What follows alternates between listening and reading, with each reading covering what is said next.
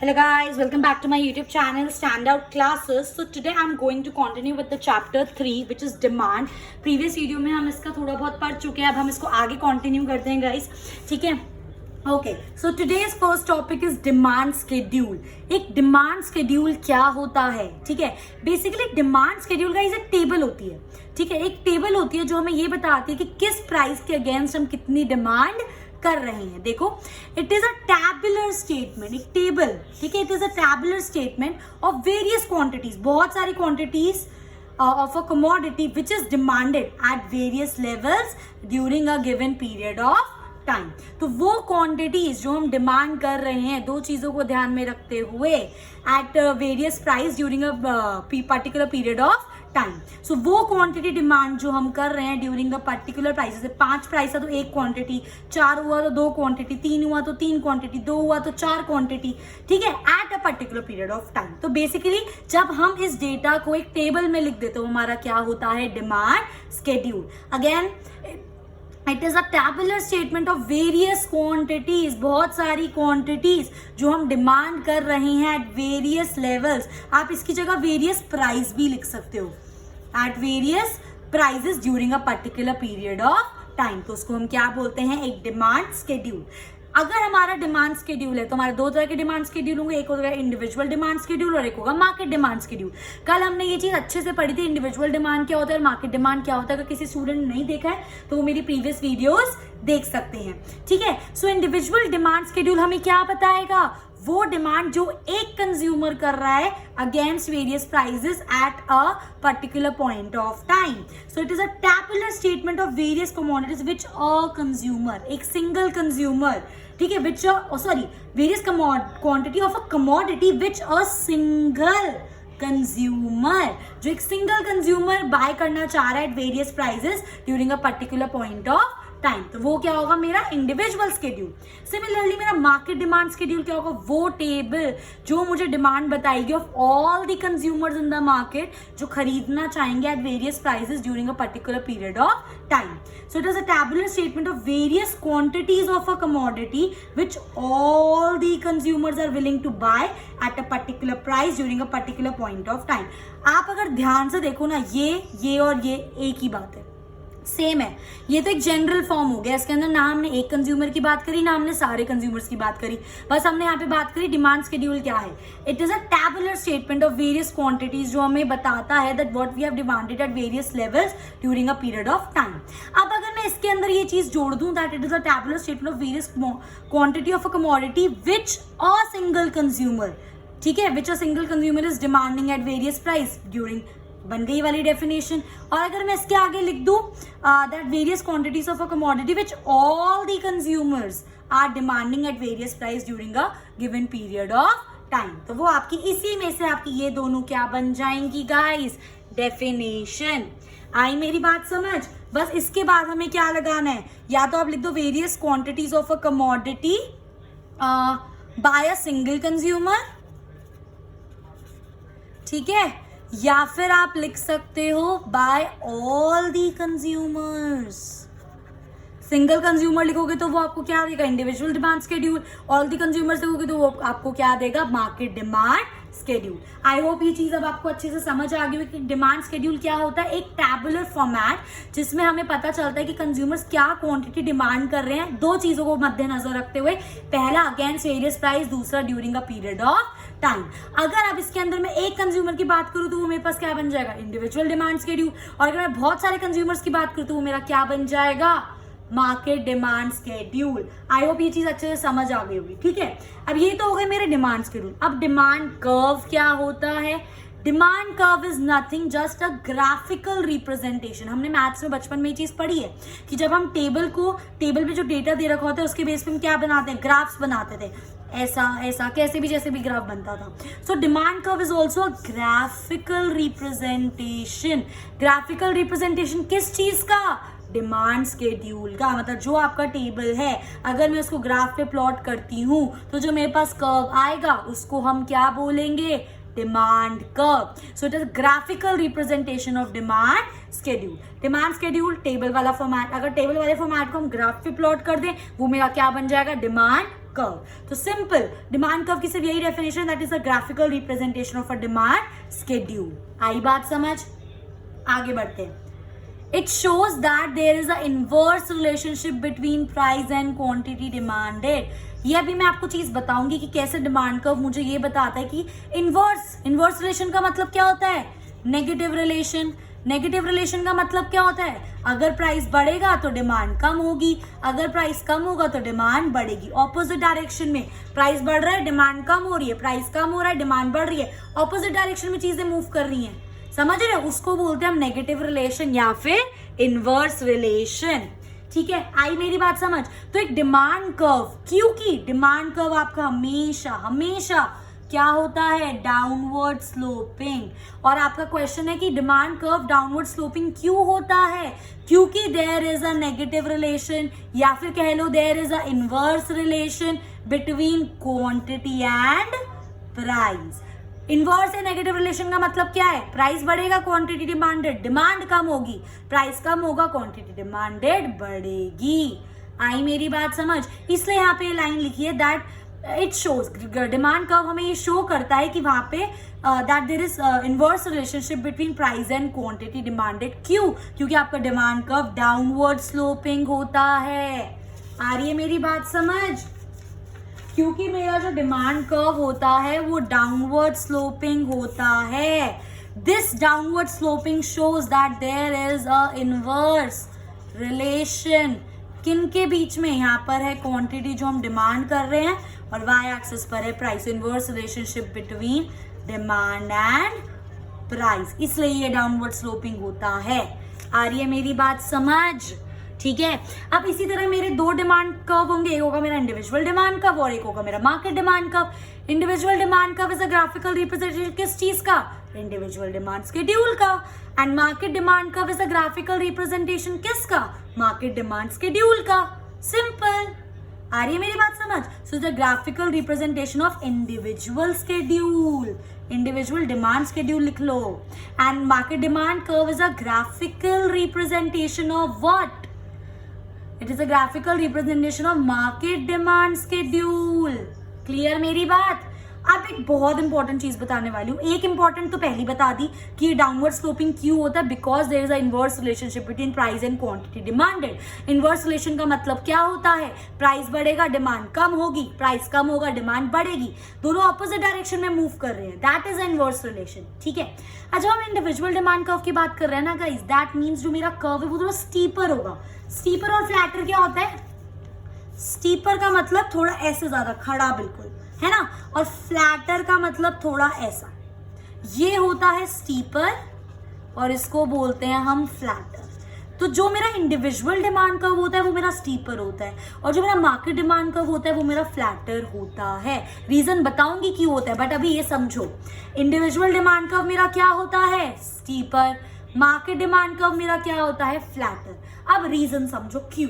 क्योंकि individual demand curve जो है ना वो सिर्फ एक कंज्यूमर का डिमांड है और जो मार्केट डिमांड है वो सारे कंज्यूमर्स का डिमांड है, ये तो मुझको पता है। अब खुद सोचो, अगर कोई प्राइस मार्केट में बढ़ेगा या कम होगा, बहुत कम चांसेस है कि इंडिविजुअल का डिमांड पे असर आएगा, पर एकदम से नहीं आएगा। पर अगर कोई मार्केट में प्राइस बढ़ता है या कम होता है तो मार्केट डिमांड पर एकदम से असर आएगा। समझ रहे हो? प्राइस चेंज हो रहा है, चाहे प्राइस बढ़ रहा हो चाहे प्राइस कम हो रहा हो, कुछ भी हो रहा हो। फॉर एग्जाम्पल मेरा प्राइस बढ़ रहा है या मेरा प्राइस कम हो रहा है, अगर प्राइस बढ़ेगा तो डिमांड कम होगी, अगर प्राइस कम होगा तो डिमांड बढ़ेगी। ये तो सिंपल सी बात है। किसी बच्चे को ये तो डाउट नहीं है ऐसा क्यों होता है?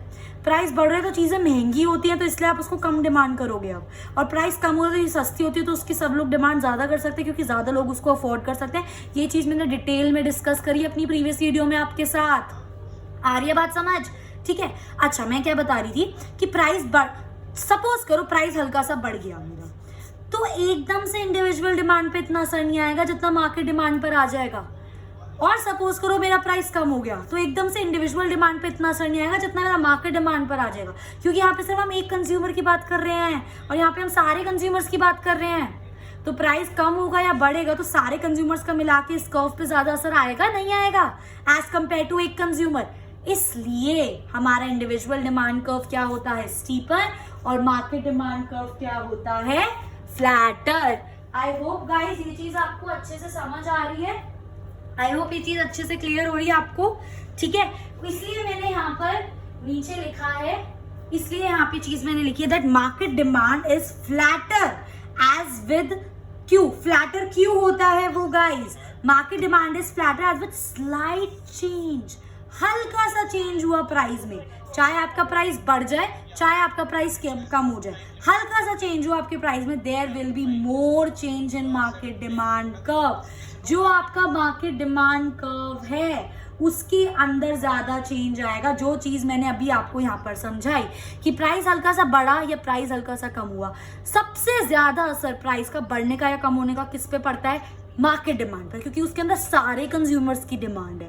समझ रहे हो मेरी बात? क्योंकि सारे कंज्यूमर्स की डिमांड है, इसलिए ये कर्व फ्लैटर होता है, क्योंकि इस पे एकदम से फर्क पड़ता है, चाहे मेरा प्राइस इतना सा बढ़ जाए चाहे मेरा प्राइस इतने से कम हो जाए। पर अगर एक कंज्यूमर के पर्सपेक्टिव से सोचो, प्राइस हल्का सा बढ़ गया, कोई बात नहीं यार, थोड़ा सा बढ़ा है, उतनी डिमांड रह सकती है, पर मार्केट डिमांड में हर तरीके का कंज्यूमर है, किसी के पास इनकम ज्यादा है, किसी के पास इनकम कम है, तो इसलिए हल्का सा प्राइस बढ़ा या कम हुआ तो आपका ये इस कर्व पे एकदम से असर पड़ता है। समझ आ रही है मेरी बात? इस पे चाहे इतना असर पड़े या ना पड़े, इसलिए ये स्टीपर होता है, इसलिए ये फ्लैटर होता है। इसको आप ऐसे भी समझ सकते हो, देखो फॉर एग्जांपल इतना प्राइस था, तो जब इतना प्राइस था तो मेरी डिमांड इतनी थी। अब सपोज करो मेरा प्राइस कम हो गया, मेरा प्राइस ये हो गया, तो अब देख रहे हो प्राइस कम हुआ तो डिमांड, क्वांटिटी डिमांडेड कितनी ज्यादा बढ़ गई, मतलब हल्के से चेंज का इतना सारा असर।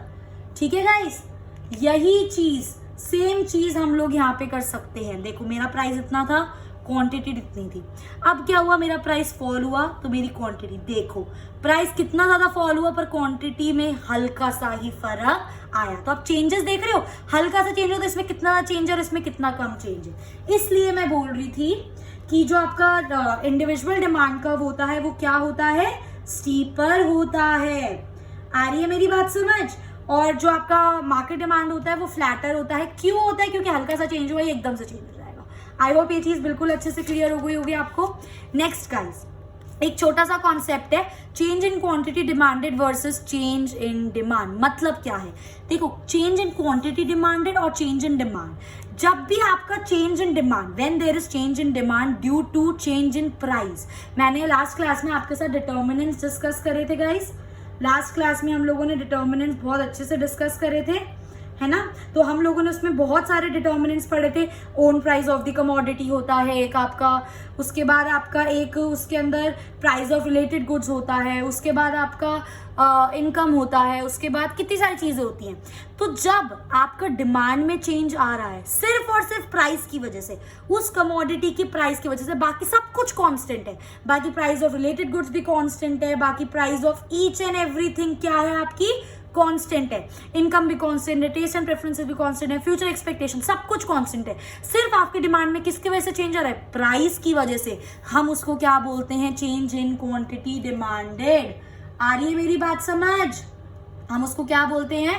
Change in quantity demanded. When there is change in demand due to change in price, सिर्फ प्राइस में चेंज हो रहा है, अदर फैक्टर्स क्या है? कांस्टेंट। और चेंज इन डिमांड इसका उल्टा, when there is change in demand, जब चेंज इन डिमांड हो रहा है अदर फैक्टर्स की वजह से प्राइस कांस्टेंट है। मतलब change in substitute goods, complementary goods, income, future expectation, taste and preferences, इनकी वजह से अगर कोई चेंज हो रहा है ना, अगर इनकी वजह से कोई आपकी डिमांड में चेंज हो रहा है और आपका प्राइस क्या है? कांस्टेंट, तो हम उसको क्या बोलते हैं? Change in demand. आ रही है मेरी बात समझ? ठीक है। सो यही मैं आपको यहाँ पर बताना चाह रही थी कि जब when there is change in quantity demanded due to other factors, constant रहते हैं, और सिर्फ प्राइस की वजह से चेंज आ रहा है तो that is change in quantity demanded. But जब आपका यहाँ पे चेंज इन डिमांड हो रहा है अदर फैक्टर्स की वजह से, प्राइस कांस्टेंट है, उसको हम क्या बोलेंगे? चेंज इन डिमांड बोलेंगे। आई होप ये चीज सबको क्लियर हो गई है, राइट? ठीक है, ओके। नेक्स्ट, अब आता है मेरा slope of demand curve. Next topic क्या आता है मेरा, स्लोप ऑफ डिमांड कर्व। इतना हमें अच्छे से समझ आ गया गाइस। अगर किसी बच्चे को इनमें डाउट है, डिमांड शेड्यूल क्या होता है, डिमांड कर्व क्या होता है, ये स्टीपर ये फ्लैटर क्यों होता है, उसके बाद चेंज इन क्वांटिटी डिमांडेड क्या होता है और चेंज इन डिमांड क्या होता है, आई होप ये चीज सबको क्लियर हो गई होगी। एक बार और बता देती हूँ फॉर माय सेटिस्फैक्शन कि आपको समझ आ गया। चेंज इन क्वांटिटी डिमांडेड का मतलब क्या होता है, जब डिमांड में चेंज हो रहा है बट ड्यू टू प्राइस सारे फैक्टर्स बाकी के कांस्टेंट। और चेंज इन डिमांड का मतलब होता है जब डिमांड में चेंज हो रहा है but due to other factors price is constant. आ रही है बात समझ। इसके बाद हम पढ़ते हैं अपना slope of demand curve. Slope of demand curve क्या होता है, स्लोप ऑफ मतलब ये वाला जो स्लोप है ये क्या होता है, it is change in price upon change in quantity. इसका मैं अभी आपको ये वाला फॉर्मूला इस एग्जांपल से बहुत अच्छे से समझाऊंगी। अभी के लिए बस ये समझो, एक फॉर्मूला होता है स्लोप ऑफ डिमांड कर्व का which is change in price upon change in quantity. क्यों, क्योंकि ऊपर देखो प्राइस ना इंडिपेंडेंट है, प्राइस क्या है इंडिपेंडेंट है, और क्वांटिटी क्या है प्राइस पर डिपेंडेंट है।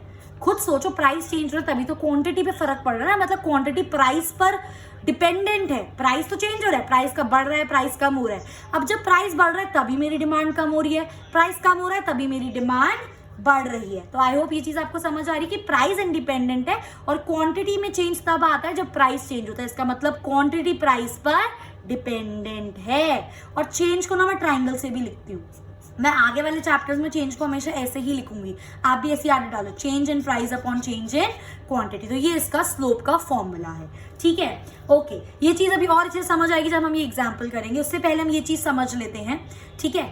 इट इज डाउनवर्ड स्लोपिंग, ये चीज मैंने आपको बता दिया है। हमारा जो डिमांड कर्व होता है वो डाउनवर्ड स्लोपिंग क्यों होता है, because there is negative relation बोल लो या inverse relation between price and quantity. हमेशा याद रखना प्राइस आपका वाई एक्सिस पे आएगा क्योंकि प्राइस इंडिपेंडेंट है, और क्वांटिटी आपका एक्स एक्सिस पे आएगा क्योंकि क्वांटिटी आपकी डिपेंडेंट है। तो डिपेंडेंट क्वांटिटी हमेशा एक्स एक्सिस पे, इंडिपेंडेंट क्वांटिटी हमेशा वाई एक्सिस पर। सो ये डाउनवर्ड स्लोपिंग क्यों होता है, because there is a negative या फिर inverse relationship between price and quantity demanded. दोनों का मतलब एक ही है, नेगेटिव बोल लो इनवर्स बोल लो, एक ही बात है। प्राइस बढ़ेगा डिमांड कम होगी, प्राइस कम होगा डिमांड बढ़ेगी। आई होप गाइज ये चीज समझ आ रही है, ठीक है। और ये जो स्लोप होता है ना मेरा, जो मैं निकालूंगी स्लोप, ये डिसाइड करता है, slope of the curve decides कि मेरा जो स्लोप है वो स्टीपर होगा या फ्लैटर होगा। ये बस मैंने आपकी नॉलेज के लिए लिख दिया, क्योंकि स्लोप हमें दो चीजें बताता है। पहली बात तो स्लोप हमें बताता है कि डिमांड कर्व होगा कैसा, डाउनवर्ड स्लोपिंग होगा। सेकेंडली वो चीज हमें बताती है कि वो स्टीपर होगा या फ्लैटर होगा, ठीक है। ये बस ऐसी नॉलेज के लिए लिखा है, इतना समझो। स्लोप ऑफ डिमांड कर्व क्या होता है, change in price upon change in quantity. दूसरी चीज है डाउनवर्ड स्लोपिंग क्यों होता है, because there is a inverse relationship between price and quantity demanded. इसी के बेस पे मैंने आपके लिए यहाँ पे एक न्यूमेरिकल लिया है। देखो, when price falls from 8 to 4, पहले प्राइस 8 था फिर 4 हो गया। देखो यहाँ पे लिखा है 2। अभी एक और कॉन्सेप्ट बताती हूँ। देखो, प्राइस मेरा पहले 8 था फिर 4 हो गया, क्योंकि यहाँ पे लिखा था 8 to 4। 2 जब भी आए ना, मतलब ये जो बाद वाला ये फाइनल है। पर अगर लिखा होता है यहाँ पर ₹8, ठीक है, और पहले प्राइस ₹8 था एंड इट फॉल बाय 2, मतलब वो ₹2 से फॉल हुआ है। इसका मतलब क्या है, ठीक है, एक उसके मतलब क्या है इसका, ₹8 फॉल बाय 2, मतलब 8 में से 2 कैंसिल करके ₹6 होगा। तो जब भी 2 के बाद जो गिवन हो वो आप एज इट इज लिखोगे। आ रही है बात समझ। और जब भी कुछ ऐसा लिखा हो ना फॉल बाय इतना, तो उसमें से उसको माइनस करके लिखना है कि 8 था 2 से गिर गया तो कितना हो गया, 6 हो गया। आई मेरी बात समझ, ठीक है। अगर मैं क्या बोल रही हूँ, 2 के बाद जो एज इट इज अगर लिखा हो इतने से गिर गया, इतने से गिर गया हम लोगों का, तो हम उसमें उसको माइनस करके लिखते हैं। खुद सोचो ना, ₹8 है, फॉल बाय 2, 2 से गिरा है, 2 नहीं हुआ है, तो 8 - 2 मतलब 6 हो गया।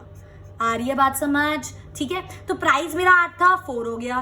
क्वांटिटी डिमांड मेरी इंक्रीज हो गई। देखो 2 यूनिट्स 2 4 यूनिट, पहले 2 थी, अब 2 के बाद एज इट इज 4 हो गई। अब इसका चेंज कैसे निकालते हैं, सेकेंड वाले में से फर्स्ट वाले को माइनस करके आपका चेंज आता है। आ रही है मेरी बात समझ। सो चेंज इन प्राइस कितना होगा, देखो ना, change in price 4 - 8, change in quantity 4 - 2, यही चीज मैंने यहाँ पे लिखी है। आ रही है बात समझ? तो 4 में से 8 गया तो कितना बचा? -4, और 4 में से 2 गया 2, तो आपका क्या आंसर आ गया? -2। अब मैं एक बहुत बहुत बहुत इंपॉर्टेंट कॉन्सेप्ट आपको बताने वाली हूँ, बहुत ध्यान से सुनना, ठीक है? इस नेगेटिव साइन का मतलब क्या है? कभी भी स्लोप नेगेटिव नहीं हो सकता। ये नेगेटिव साइन सिर्फ यहाँ पर ये दिखा रहा है कि आपका प्राइस और क्वांटिटी में कैसा रिलेशन होता है? नेगेटिव रिलेशन होता है। -2 का मतलब ये नहीं कि स्लोप मेरा नेगेटिव है, स्लोप नेगेटिव नहीं हो सकता, देख लो पॉजिटिव ही रहता है। पर माइनस का मतलब है कि आपका जो स्लोप है वो डाउनवर्ड स्लोपिंग है। माइनस का ये मतलब है कि आपका प्राइस और क्वांटिटी में नेगेटिव इनवर्स रिलेशनशिप है। आ रही है मेरी बात समझ में क्या बोल रही हूँ? ठीक है, तो इसको बोलते हैं एक इस न्यूमेरिकल से हमने 2 चीजें सीखी कि हमें न्यूमेरिकल पढ़ना कैसे। 8 2 4, 2 के बाद जो चीज लिखी हो वो एज इट इज आएगी। दूसरी बात, अगर कुछ ऐसा लिखा होता 8 थी फॉल बाय 2 या फॉल बाय 3 से वो गिर गई, तो 8 में से 3 गए, कितना बचा? 5 हो गई वो। और दूसरी चीज, इस नेगेटिव साइन का बहुत इंपॉर्टेंट मतलब है, बहुत ज्यादा आपको पता होना चाहिए। इस नेगेटिव साइन का मतलब है that there is a inverse relationship between price and quantity. इस नेगेटिव का मतलब ये नहीं कि 2 मेरा नेगेटिव है, समझ गए बात? इस नेगेटिव साइन का बस इतना मतलब है कि प्राइस और क्वांटिटी में इनवर्स रिलेशनशिप है। आई होप ये चीज क्लियर हो गई होगी। Now guys, last topic for this video, that is law of demand. Law of demand क्या कहता है? Law of demand states that there is a inverse relation. वही ये चीज बता रहा है जो हमें पता है, that there is a inverse relationship between किन 2 चीजों में? प्राइस एंड क्वांटिटी डिमांडेड के बीच में क्या है? इनवर्स रिलेशनशिप है। याद रखना, कीपिंग अदर फैक्टर्स कांस्टेंट। अगर ये लाइन नहीं लिखोगे ना, कीपिंग अदर फैक्टर्स कांस्टेंट, तो आपका ये लॉ ऑफ डिमांड इनकम्प्लीट है। समझ रहे हो मेरी बात? तो ये लॉ ऑफ डिमांड आपका इनकम्प्लीट है। सो लॉ ऑफ डिमांड का मतलब है it states that there is a inverse relationship between price and quantity demanded by keeping other factors constant. ये बहुत इंपॉर्टेंट लाइन है इसको कंप्लीट करने के लिए। तो ये तो हमें पता है, हमने डेफिनेशन पढ़ ली। उसके बाद ये भी चीज मुझे पता है, मेरा जो कर्व होता है वो कैसा होता है? डाउनवर्ड स्लोपिंग होता है। इसके कर्व के नीचे आप एक लाइन लिख सकते हो, there is a inverse relationship between price and quantity demanded, that's why demand curve is downward sloping. ठीक है गाइस, उसके बाद इसका एक शेड्यूल हम बना सकते हैं। ओके, 5 4 3 2 1, प्राइस फॉल हो रहा है, क्वांटिटी मेरी बढ़ रही है। और उसके बाद हमें क्या लिखनी है? इसकी असम्पशन। मैं आपको ये क्यों बता रही हूँ, अगर आपका एग्जाम में क्वेश्चन आ जाता है लॉ ऑफ डिमांड 6 नंबर का, तो आपको भी ऐसे ही लिखना है। सबसे पहले हम क्या लिखेंगे? उसकी डेफिनेशन, फिर हम क्या बनाएंगे? उसका कर्व, फिर हम उसके कर्व को थोड़ा एक्सप्लेन करेंगे। आप चाहो तो ऐसे भी एक्सप्लेन कर सकते हो, आप चाहो तो ऐसे 2 पॉइंट ले लो, ठीक है? प्राइस फॉल हुआ, क्वांटिटी बढ़ी। आप ऐसे भी लिख सकते हो कि पहले प्राइस P था, प्राइस P1 हो गया, तो जब आपकी प्राइस फॉल हो गई तो आपका क्वांटिटी इंक्रीज हो गया Q से Q1। तो ये हमें क्या चीज बता रहा है कि अगर प्राइस फॉल हो रहा है तो क्वांटिटी बढ़ेगी। मतलब कहने का मतलब ये, आप इस डायग्राम को एक्सप्लेन करो, ठीक है? तो सबसे पहले डेफिनेशन, फिर डायग्राम, फिर थोड़ा सा हमने डायग्राम को एक्सप्लेन करा, ठीक है? उसके बाद हम उसका क्या बनाएंगे? स्केड्यूल, ठीक है? फिर उसके बाद हम इसकी अजम्पशंस लिखेंगे।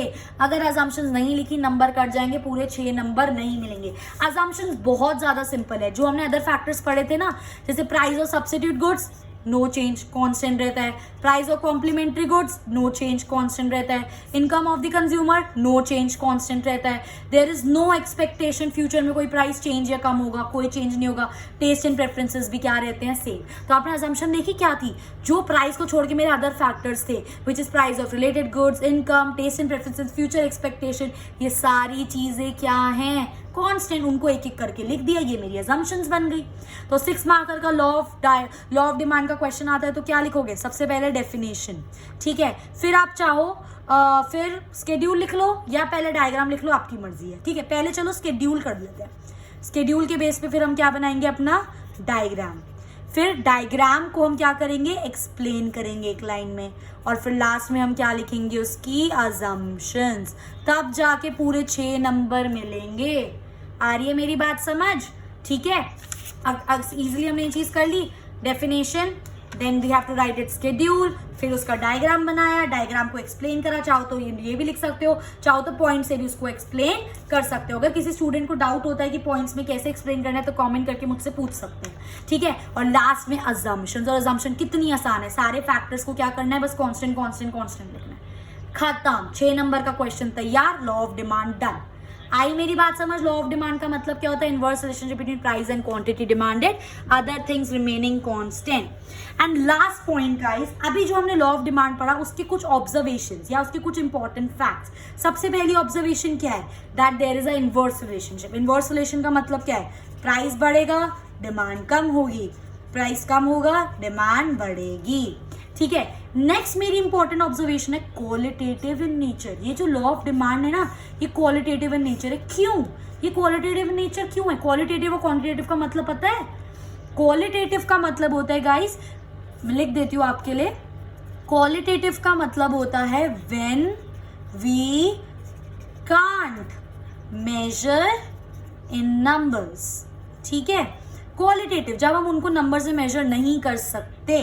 ठीक है। एंड क्वांटिटेटिव, क्वांटिटेटिव का मतलब क्या होता है? इसका उल्टा, when we can measure in numbers. I hope guys ये चीज क्लियर हो गई होगी। सबसे पहली बात तो जो मेरा लॉ ऑफ डिमांड होता है that is qualitative in nature. क्यों? क्योंकि जो लॉ ऑफ डिमांड है ना, वो मुझे ये तो बता रहा है कि मेरा प्राइस अगर बढ़ेगा तो मेरी डिमांड कम हो जाएगी। ठीक है। अगर मेरा प्राइस कम होगा तो मेरी डिमांड बढ़ जाएगी। देखो खुद सोचो, ये मेरा पॉइंट था। अगर मेरा प्राइस कम कर दूं, मैं यहाँ पर कर दूं, तो प्राइस कम हुआ तो क्वांटिटी डिमांडेड बढ़ गई। ये तो इसने मुझे चीज बता दी, पर इसने मुझे ये नहीं बताया कि कितने से प्राइस कम हो रहा है, कितने से क्वांटिटी डिमांड बढ़ रही है। मुझे एग्जैक्ट नंबर नहीं पता, मुझे एग्जैक्ट कोई रेशियो नहीं पता, इसलिए it is qualitative in nature. Next आता है नो प्रोपोर्शनल रिलेशन। कहने का मतलब ये है कि अगर मेरा प्राइस फॉर एग्जांपल 5% से बढ़ रहा है, तो ऐसा कहीं नहीं लिखा कि मेरी डिमांड भी 5% से कम होगी। ऐसा कहीं पर नहीं लिखा। समझ रहे हो मेरी बात? कि अगर मेरा प्राइस 5% से बढ़ रहा है तो मेरी डिमांड 5% से कम है। कोई प्रोपोर्शनल रिलेशन नहीं है कि प्राइस इतने से बढ़ेगा उतने से ही डिमांड कम होगी, या कोई फिक्स रिलेशन नहीं है कि हर बार प्राइस इतने से कम होगा तो डिमांड इतने से बढ़ेगी। समझ रहे हैं मेरी बात? And last, it is one sided. One sided क्यों है? क्योंकि हमने प्राइस का इफेक्ट तो दिखा दिया, प्राइस का इफेक्ट ऑन डिमांड, कि अगर प्राइस बढ़ेगा तो डिमांड कम हो जाएगी, प्राइस कम होगा तो डिमांड बढ़ जाएगी। पर क्या हमने डिमांड का इफेक्ट दिखाया? क्या आपने डिमांड का इफेक्ट दिखाया प्राइस पे? क्या हम ये बोल सकते हैं कि डिमांड बढ़ेगा तो प्राइस का क्या? ऐसा हमने कुछ नहीं पढ़ा, ना ही ऐसा कुछ होता है, क्योंकि प्राइस इंडिपेंडेंट है और डिमांड उस पर डिपेंडेंट है। इसलिए क्या है, ये सिर्फ वन साइडेड। प्राइस का इफेक्ट हम डिमांड पर बता सकते हैं, पर डिमांड का इफेक्ट आप प्राइस पर नहीं बता सकते। So guys, this was all about law of demand, उसके important facts, and I hope ये चीज आपको बहुत ज्यादा स्ट्रॉन्ग कॉन्सेप्चुअल नॉलेज प्रोवाइड करेगी। And if you like my video, please guys do like, share and subscribe. And you have any doubt, कोई भी doubt है, फ्रीली कॉमेंट करो, I will definitely answer your queries. Thank you so much.